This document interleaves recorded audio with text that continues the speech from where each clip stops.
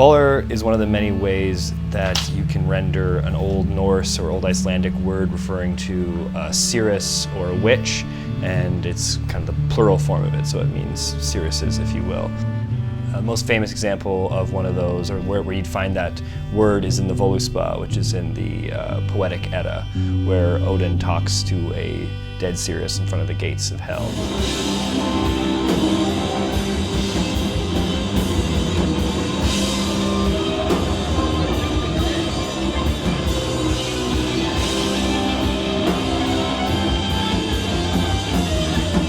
I play violin and Lucas plays bass and James plays drums. Our performances are incredibly emotional and dynamic. There's these loud, bombastic, doom metal heavy riffs, and then we pull everything in for these quiet vocal sections to almost hypnotize and draw everyone in before blasting them with more cathartic brutality.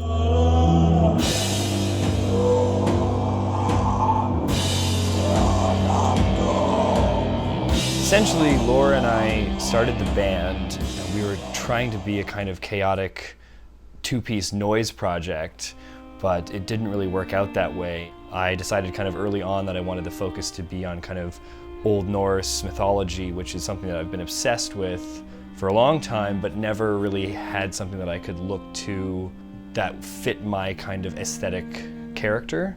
So bringing in more kind of noise and avant-garde, atonal elements alongside doom metal and folk music was a big priority. That's the challenge with playing with Völur. I have to try to be as restrained as possible. Where I would normally want to fill a lot and play fast and furious, here I have to sort of hold myself back.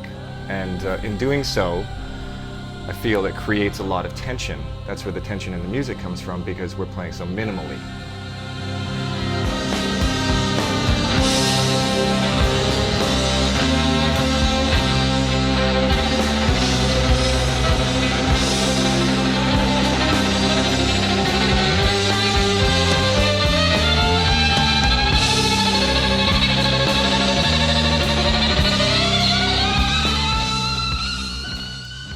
I was listening to a lot of and reading a lot about Shostakovich, and in there kind of taking ideas from that. So like moments in each of these stories get kind of turned into parts in the songs, and then also, as a side note, kind of from Shostakovich, embracing a lot of the grotesque nature of music.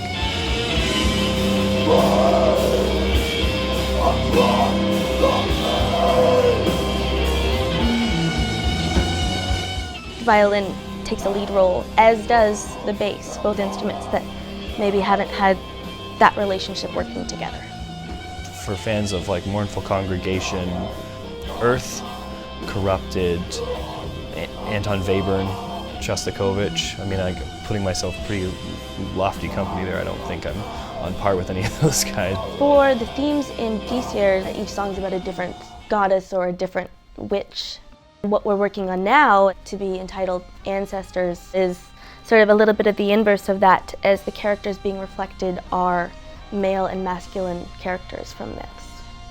For me, it's more about reimagining spirituality in a cultural context. I suppose like in Northern Ontario has like always been an escape, and a very Canadian idea that would be explored by somebody like Glenn Gould is the idea of the kind of escape into nature, escape up into the north.